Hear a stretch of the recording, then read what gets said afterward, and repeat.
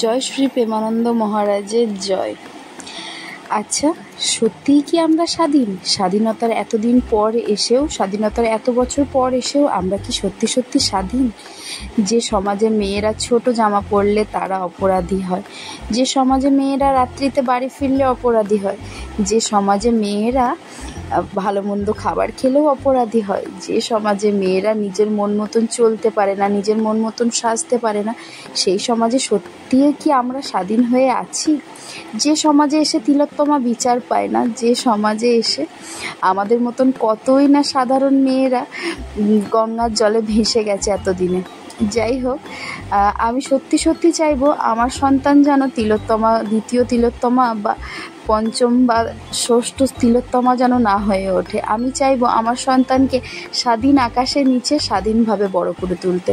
তার জীবনটা যেন পাখির মতন হয়, কোনো বাধায় যেন তাকে ছুঁতে না পারে, তার জীবনে যেন কোনো কিছুই আটক না পড়ে, সে যেন স্বাধীনভাবে নিজেকে মেলে ধরতে পারে। নিজে সুন্দর আকাশে, এই যে সুন্দর নীল আকাশ, এই আকাশে যেন সে মেলে নিজের মন মতন করে, নিজের খেয়াল খুশি করে উড়ে বেড়াতে পারে।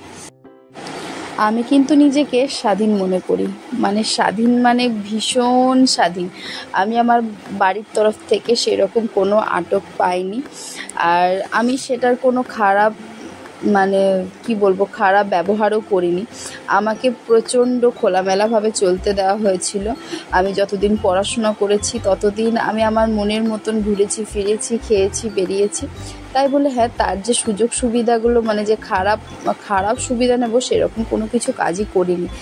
যাই হোক, আমরা একটা ছোট্ট করে আয়োজন করেছিলাম আমাদেরই ছাদে। এই আয়োজনটা আমি প্রত্যেক বছরই, মানে আজ 3 বছর থেকে আমাদের পাড়াতে করে থাকি, কিন্তু পাড়াতে এইবার কোনো কিছু কারণবশত করা হয়নি, সেটা আমি আমাদের ছাদে করেছিলাম।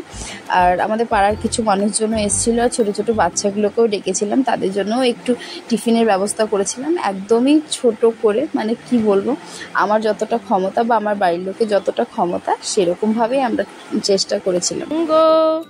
বিন্দ হিমাচল যমুনার গঙ্গা উজ্জ্বল জলধিত রঙ্গ, তব শুভ আমে জাগে, তব শুভ আশিস মাগে, গাহে তব জয় গাথা, জনগণ মঙ্গল দায়ক, জয় হে ভারত ভাগ্য বিধাতা, জয় হে জয় হে জয় হে জয় জয় জয় জয় হে।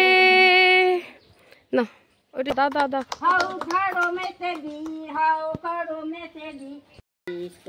ওই দা অনিদাতে চলে এসছে।